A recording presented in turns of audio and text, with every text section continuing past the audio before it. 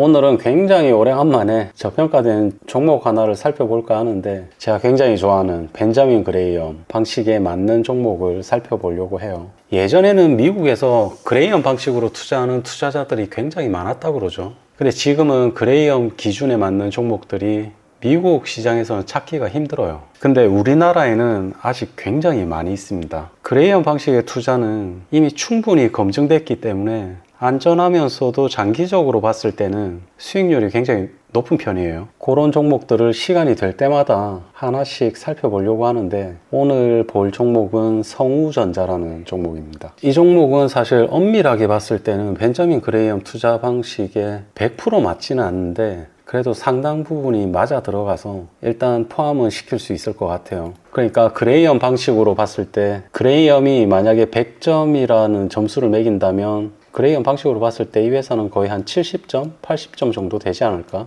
싶어요, 개인적으로. 그래서 먼저 회사를 봤을 때 굉장히 작죠, 시가총액이.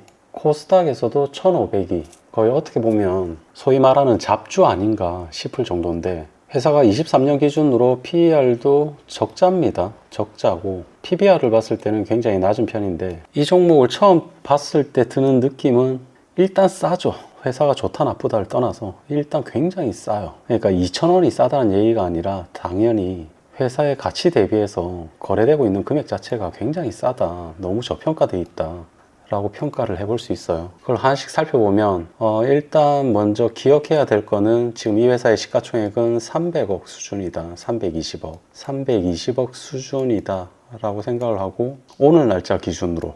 그래서 지금의 이 주가가 어느 정도 수준인지를 회사 가치랑 같이 비교해 보는 거죠. 그래서 지금 보고 있는 거는 성우전자의 요약, 그냥 간단하게 재물을 보려고 하는데, 이 회사의 시가총액은 아까 320억이었어요. 320억인데 유동자산이 670억입니다. 670억이고 비유동자산이 820억이니까 합하면 1400, 1500 가까운, 1500, 자산이 1500 정도 있죠. 자산이 재무상 1500 정도가 잡혀 있고, 그리고 부채를 봤을 때는 부채가 420억입니다. 부채가 420억이니까 자본이 1000억이 나오죠. 근데 지금 320억밖에 안 된단 말이에요, 시가총액이. 그래서 여기서 우리가 알 수 있는 건 그런 거죠. 첫 번째는 이 회사는 단기간에, 그러니까 1년 아니면 2년 안에 회사가 망할 일은 없다, 아무리 나쁜 상황이라 하더라도. 두 번째는 지금 평가상 너무 저평가되어 있다, 이상할 정도로 좀 저평가되어 있다 라는 거거든요. 이게 회사를 살펴보면 살펴볼수록 그런데, 회사가 사실 재무구조가 너무 건전합니다. 너무 좋아요. 상태가 너무 건전한데 이 정도까지 떨어질 만한 게 있을까? 왜 그럴까라는 걸 한번 생각해 보는 거죠. 사실 왜 그런지는 조금 납득할 만한 몇 가지 이유가 있기는 한데, 그런 것들까지 한번 생각을 해 보겠습니다. 그러니까 먼저 생각해 보는 거는, 최소한 1, 2년 안에 단기간에 망할 일은 없다라고 생각하는 게 구조가 너무 안정되어 있거든요. 그거부터 먼저 살펴보면, 첫 번째는 부채가 420억이 있어요. 이 회사는 총 부채가 420억인데 자기 자산은 1000억이 넘게 있죠. 근데 이제 자본이나 자산의 구성을 봤을 때, 자산의 구성을 그냥 요약으로 간단하게 보고 끝낼 건데, 이걸로만 봐도 충분히 살펴볼 수 있죠. 일단 유동자산이 670억입니다. 마음만 먹으면 1년 안에 현금으로 바꿀 수 있는 돈이라 그러죠. 이게 670억인데 이 유동자산 670억 중에 현금이 85억이에요. 그러니까 단기 금융상품, 이것도 현금으로 봐도 무방하죠 사실. 그래서 또 금융자산, 그러니까 순수 현금이라고 볼 수 있을 만한 게 한 360억 되거든요. 이 회사에 단기적으로 뽑아낼 수 있는 현금이 한 360억 있다 라고 봤을 때, 유동자산 670억 중에 절반 이상이 그냥 현금이라고 봐도 됩니다. 그럼 매출 채권이 200억이 있는데 이것도 거의 나쁘지 않은 구조예요. 왜냐면 성우전자의 거래처가 삼성전자라든지 전부 돈을 떼먹을 만한 그런 회사들이 아니거든요. 그러니까 이걸 거래처에서 받아야 될 돈인데, 받아야 될 돈이 200억이 있는데 이 거래처들이 상태가 나쁘지 않고 그렇게 떼일 만한 돈은 없어 보여요. 일단 제가 간단하게 봤을 때. 그럼 얘도 현금으로 포함시킨다면 500억이 넘죠. 이미 500억 넘는 현금이 있다라고 봤을 때 아까 부채가 420억이었단 말이에요. 부채가 유동부채, 비유동부채 합쳐서 전체 부채가 420억이었는데 이 회사가 1년 안에 500억 이상 현금이 있다고 치면 이거 뭐 걱정 안 해도 되는 거죠. 거기다가 회사 직원이 보통 100명이 조금 안 되겠어요. 90 몇 명이 있는데 이 직원들이 인건비 1년 동안 나가는 인건비가 50억이 좀 넘는 수준이거든요. 50억이 좀 넘는 수준이라서 부채 전체 더하기 이걸 해도 현금이 이렇게 많으니까 전혀 걱정 안 해도 되는 수준이죠. 부채는 420억 있다고 해도 회사 사이즈에 비해서 그렇게 크진 않아요. 실제로 부채를 이만큼 있다고 해서 부채를 다 차감할 이유가 없죠. 당연히 이 부채에 대한 이자 정도만 내도 뭐 매입 채권이라든지 이런 건 별개로 두고 대출 받아온 돈의 이자만 낸다고 감안했을 때 이 회사가 끌어안고 있는 현금 그것도 회전성이 높은 거기 때문에 회사가 재무 구조로 봤을 때는 진짜 단기적으로 1년 아니면 2년 안에 뭐 회사가 크게 나쁘게 바뀔 수 있다라는 거는 전혀 눈에 안 보이거든요. 23년도에 적자가 나기는 했는데 소폭의 적자가 나긴 했는데 사실 그건 크게 중요한 건 아닌 것 같아요. 제가 볼 땐. 왜냐면 그런 거를 전체를 다 감안하더라도 일단 지금 320억이라는 시가총액은 너무 좀 터무니없을 정도로 싼 가격이기 때문에 뭐 어찌됐던 재무를 다시 하나씩 보겠습니다. 봤을 때 일단 뭐 매출 채권 여기까지 봤는데 재고 자산이 70억이 있죠. 23년 연말 기준으로 23년 12월 기준으로 70억이 좀 넘는 재고가 있습니다. 근데 조금 이상하죠. 왜 이상하냐면 이 앞전에 120억 그 앞에도 80억이었는데 재고 자산이 70억 정도 수준이라는 게 좀 이상해요. 구조가 약간 이상한 걸 느끼는 게 왜 그러냐면 이 회사의 매출을 봐야 되는데 매출을 쭉 봤을 때 매출이 1490억이거든요. 그러니까 1500억 가까이 매출이 나온단 말이에요. 1년에. 근데 매출 원가가 1400억입니다. 과거에 비해서 매출 원가가 많이 올라갔죠. 원가가 많이 상승했는데 작년 대비해서 작년이 아니죠. 22년 대비해서 23년도에 매출이 좀 떨어졌고 그런 원인 때문에 일단 영업이익이 적자로 나온 걸로 보이는데 여기서 볼 거는 요거죠. 매출 원가 1400억이 1년 동안 이 매출을 만들기 위해서 들어간 원가인데 그럼 단순하게 계산을 해보면 1400억을 1년 동안 썼으니까 원가가 이만큼이고 매출이 이만큼 나왔다는 거죠. 이 매출에서 원가를 빼고 남는 이익이 요건데 매출 총이익이 요건데 이게 1년 동안 들어간 원가니까 나누기 12를 하면 한 달에 들어간 원가는 100억이 넘죠. 일단 단순하게 계산했을 때 일단 100억이 넘어요. 원가가 한 달에 100억 이상 뭐 130억이나 뭐 대충 비슷하게 그렇게 나오겠죠. 근데 어찌됐던 한 달에 최소한 100억 이상의 원가가 들어간다. 근데 여기서 이상한 건 뭐냐면 아까 봤을 때 재고가 70억이었단 말이에요. 이 회사는 1년에 매출이 1500억인데 매출 원가가 1400억이었다. 그래서 한 달에 들어가는 원가가 100억 이상이다. 그랬으면 재고 자산이 이것보다는 커야 될 것 같거든요. 상식적으로. 일반적으로 재고 자산을 이걸 원자재나 부품으로 가져갈 수도 있고 아니면 완제품을 가져갈 수도 있는데 이 재고 자산이 뭔지는 뭐 자세히 봐야 되겠죠. 근데 그거랑 상관없이 완제품이나 부품, 원자재 이런 걸 다 재고 자산으로 넣는다고 치면 한 달에 100억 이상의 원가가 들어가는데 74억이면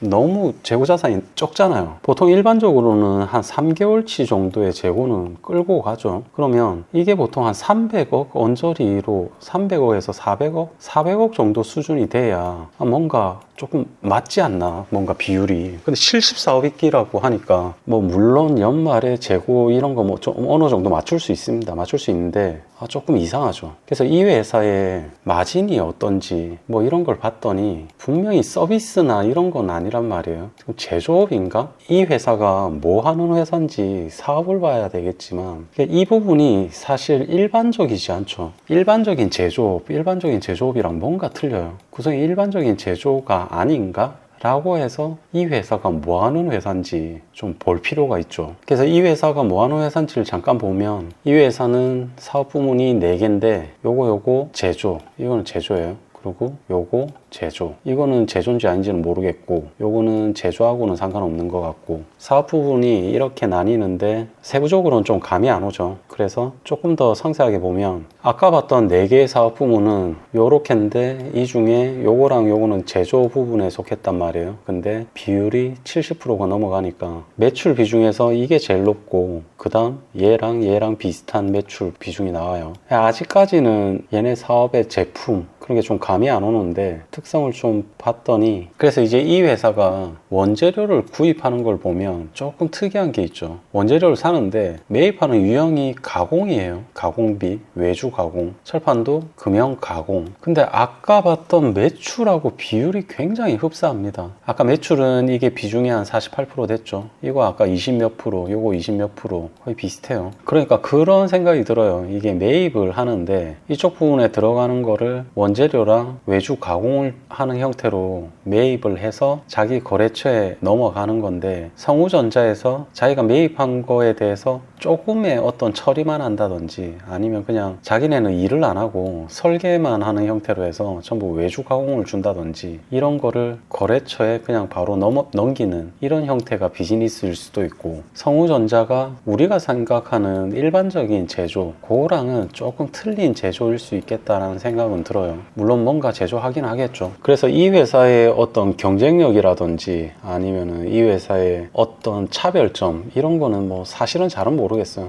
근데 별로 알고 싶지도 않아요. 뭐 자료를 좀 더 찾아보면 뭐 그런 게 나오겠지만 별로 알고 싶지는 않습니다. 일단 이 회사를 투자자 입장에서 볼 때 투자할 만한 대상인지 아닌지만 판단하려고 하는 거기 때문에 이런 걸 살펴본 이유는 그런 거죠. 아까 재물을 보는 중에 재고 자산이 너무 말도 안 되게 비율 자체가 그렇게 형성이 돼 있어서 그런 건데, 다시 돌아가면 재고 자산 자체가 현재 매출하고 뭔가 좀 안 맞는 거 아니냐라는 생각이 있는데, 여기서 이게 이 회사가 어떤 가공이라든지 이런 쪽에 어떤 비즈니스라고 하면 조금은 납득은 할 수 있을 것 같아요. 어찌됐든 지금 자산의 구조가 굉장히 바람직하죠. 유동자산이 670억인데 재고자산은 낮을수록 좋고요. 얘네들은 높을수록 좋은데 일단 비율이 거의 그런 식으로 되어 있습니다. 얘도 성격을 봐야 되지만 지금 문제는 없어 보이고요. 얘도 높으니까 나쁘지 않습니다. 그러니까 유동자산 670억 중에 500억 이상이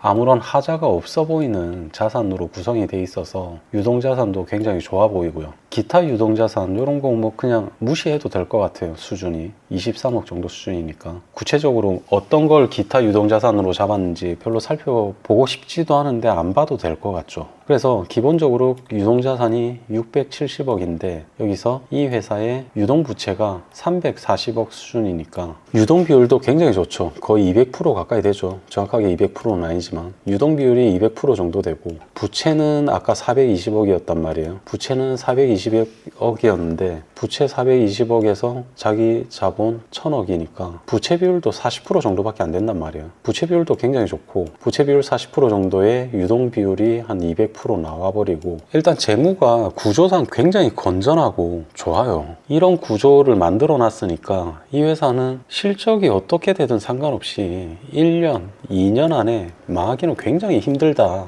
라고 생각해 볼 수 있고요. 그런 관점에서 생각해 봤을 때 지금 자산으로만 평가를 해봐도 시가총액 320억이라는 건 너무 싸거든요. 말이 안 되죠. 말이 안 될 만큼 싸요. 일단 손익계산서를 보기 전에 어떻게 보면 벤자민 그레이엄이 추구하던 투자 방식을 봤을 때 이 사람은 일단은 이런 거에 되게 중심을 둔단 말이에요. 어느 정도 건전한지, 자산의 구조랑 부채 수준, 이런 재무 건전성을 제일 먼저 보거든요. 재무 건전성을 봤을 때 일단 굉장히 건전하게 돼 있고, 자산의 가치를 하나씩 따져봤을 때 현재 주가 수준은 굉장히 저평가돼 있다. 세부적으로 자세히 살펴보면 적정한 수준이 어느 정도다 라는 건 나오겠죠. 근데 그렇게 구체적으로 안 살펴봐도 일단 지금의 시가총액 320억은 굉장히 저평가돼 있다는 걸 자산 쪽에서는 알 수 있어요. 그러고 나서 이 회사가 벌어들이는 돈, 손익계산서를 같이 연결해서 보게 되면 이 회사가 벌어들이는 돈을 좀 살펴봤더니 문제가 있죠. 조금 빨간색이 좀 있습니다. 빨간색이 19년, 20년, 23년에 있어요. 적자가 자주 나왔는데 그 중에서도 여기서는 당기순이익이 적자가 이렇게 나오니까 이게 배당으로까지 연결됩니다. 이때 배당이 없었고요. 이때 배당이 없었고 이때도 배당이 없었어요. 이때는 배당이 소량 있었고 이때도 배당이 있었습니다. 그러니까 이런 상황 때문에 아까 제가 처음에 얘기했던 벤자민 그레이엄의 조건을 완전히 충족한다라고는 말씀 안 드렸어요. 벤자민 그레이엄의 조건을 대부분 충족하지만 완전히 충족하지 못하고 있다라는 게 요거 때문이었거든요. 벤자민 그레이엄의 조건은 뭐 자산적인 상황도 맞아야 되겠지만 벌어들이는 돈도 안정적이고 좋아야 되거든요. 그러니까 이제 그 조건을 충족을 못하는 거죠. 배당도 꾸준해야 되는데 그 조건도 충족을 못했고, 그런데도 이 종목에 눈이 가는 건 뭐냐면 너무 싸다라는 거죠. 320억 320억의 시가총액, 너무 싸니까. 너무 싼 거의 장점이 이런 거를 좀 같이 상쇄시킬 수 있지 않나. 왜 그렇게 생각하냐면 아까 처음에 얘기했던 것처럼 이 회사는 적자가 난다고 해도 1년, 2년 단기간에 망할 일은 없습니다. 이때 한번 적자 난다고 해서 회사가 휘청거리지 않아요. 재무구조는 이미 그 정도로 안정이 되어 있습니다. 그리고 두 번째로 생각해 보는 거는 이때 적자가 왜 났을까? 왜 적자일까를 생각하는 거랑, 세 번째는 왜 이렇게까지 저평가돼 있을까? 이거에 어떤 이유가 있을까를 생각을 해보는 거거든요. 그러면서 드는 생각은 여기서 그런 거죠. 예전에 매출이 1100억 수준이었는데 이때도 1100억 수준이었는데 어느 순간 1400억으로 뛰었어요. 매출이 약간 이런 수준이었으면 이때부터 이렇게 매출이 뛰었는데 뛰어 올랐던 매출만큼 유지가 되고 있단 말이에요. 매출은 이때 어떤 이벤트가 뭘지, 왜 자산 규모가 이런 식으로 커졌을까? 물론 거기에 따라서 부채도 같이 커졌지만 부채에서 한 200억이 커졌는데 딱 그만큼 자산이 커졌죠. 그냥 부채가 높아졌다고는 해도 부채 비율은 그래도 안정적입니다. 예전에 20%대 부채 비율은 굉장히 좋은 거지만 40%대 부채 비율도 나쁘지 않아요. 이 정도라고 해도 부담은 없는 수준이거든요. 이 회사한테는. 그러면서 어떤 일이 있었는지를 같이 살펴보는 거죠. 이미 실적은 안 좋은 거 알았고 배당도 이때는 이제 적자일 때 배당이 안 나온다는 것도 알았는데, 그럼에도 불구하고 왜 이 회사를 좋게 보냐. 물론 싸니까 뭐 그런 거가 있지만 이제 다시 또 하나씩 살펴보는 거죠. 살펴봤을 때 이제 조금 특이한 게 그런 거죠. 회사가 이런 부분에 있어서 추가를 했어요. 이런 사업을 하겠다라는 거죠. 특수 필름을 제조하겠다. 이쪽을 하겠다. 생뚱맞게 의료기기, 화장품 쪽 24년 1월 달에, 요거는 21년도에 갑자기 그 전에 제품들하고는 전혀 상관없는 새로운 분야의 사업들을 뭘 한다. 뭐 그런 것들이 있어요. 그러고 물론 보고서에는 좀 상세하게 적혀 있는데 전혀 새로운 쪽에 어떻게 보면 특수 필름 제조, 기존 사업하고 연관 없다. 기존 사업하고 전혀 연관된 거 없고 우리나라에서 안 할 거고 베트남에서 뭐 할 거고 뭐 대충 이런 부분이 있고 연관성 없고, 이쪽도 전혀 기존 사업하고 연관성이 없는데 이 앞에 얘기했던 특수 필름 개발이 성공하지 못하면 돈은 계속 들어가니까 회사에 좋을 거 없다. 이딴 걸 왜 하는지는 모르겠지만 뭔가 새로운 분야를 대해서, 그러니까 기존 사업은 아닌데 기존 사업하고 전혀 연관도 없고 관계도 없는 새로운 분야의 일들을 뭔가 하나씩 하는데, 일단 제 눈에는 뭐 이런 것들이 나쁘게 보이진 않아요. 왜냐면 새로운 것들을 계속 하는데 뭐 별다른 성과는 없었다, 뭐가 없었다, 이런 거는 좀 간접적으로 얘기해서 이 회사가 그냥 먹고 살만한 거예요. 돈이 이만큼 있는데 회사가 빚은 이만큼 있으니까 남는 돈이 있고 지금 하고 있는 일에서 마진이 그렇게까지 또 좋지는 못하니까 이런 사업 저런 사업 그냥 기웃기웃거리면서 뭔가를 또 하고 있는 모양새 아닌가? 약간 그냥 추측을 해보자면. 왜냐면 기존의 사업하고 전혀 연관된 게 없다 그러니까. 그냥 이건 제 뇌피셜입니다. 이건 뇌피셜이고 뭐 확실한 건 아니고 그냥 그랬던 것 같아요. 앞에서 특수필름 개발 이게 성공하면 요것도 같이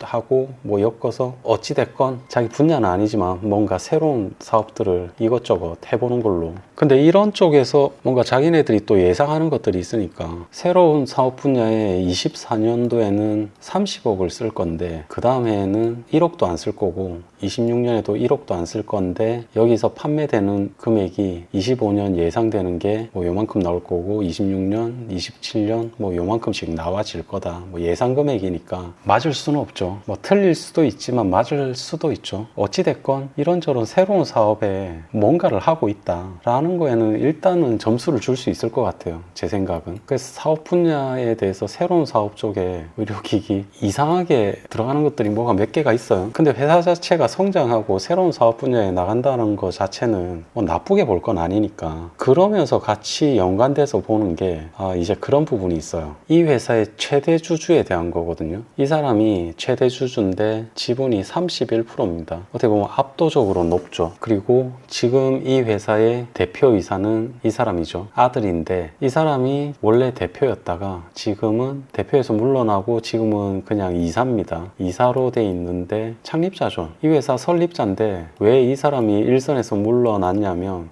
나이가 78입니다. 나이가 78살이에요. 이거 확실치는 않아요. 78인지 79인지 하여튼 연세가 꽤 되시는 분이 설립자인데 아들이 40대 중반이에요. 40대 중반인데 지금 현재 대표이사고 최대 지분을 가지고 있는 최대 주주가 나이가 꽤 많죠. 그러면 일단은 경영권은 넘어갔는데 경영권은 다 넘겼죠. 그럼 이 사람의 지분이 어떻게 될까? 이제 여기서부터 그냥 소설을 써보는 거죠. 나이가 이제 꽤 많은 분인데 완전히 상속을 한다라고 하면 이제 상속세를 걱정해야 되겠죠. 세금을 걱정해야 될 겁니다. 여기서부터 전부 다 소설이에요. 그냥 이건 팩트가 아니고 여기서부터는 제 머릿속에 소설을 써보자면 나이가 굉장히 많은데 지분이 너무 많아. 이 지분이 이쪽으로 내려가야 될 것 같아요. 왠지 이쪽으로 내려가려고 하면